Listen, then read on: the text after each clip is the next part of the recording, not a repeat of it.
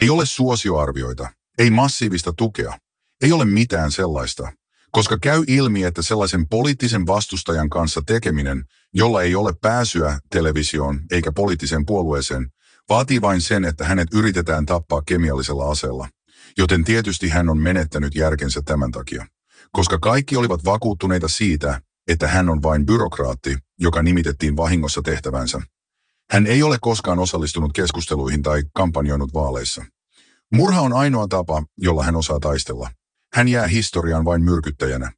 Me kaikki muistamme Aleksanteri Vapahtajan, Aleksanteri II ja Jaroslav Viisaan, Jaroslav I. No, nyt meillä on Vladimir Kalsarin myrkyttäjä. Seison täällä poliisin vartioimana ja kansalliskaarti on ulkona puolet Moskovasta eristettynä.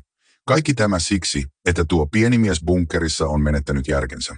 Hän on menettämässä järkensä, koska todistimme ja osoitimme, ettei häntä ole haudattu geopolitiikkaan. Hän pitää kiireisenä kokouksia, joissa hän päättää, kuinka varastaa poliitikkojen alushousut ja tahrata ne kemiallisilla aseilla yrittääkseen tappaa heidät. Aleksei Navalny Moskovan kaupungin oikeudessa 2. päivänä helmikuuta vuonna 2021.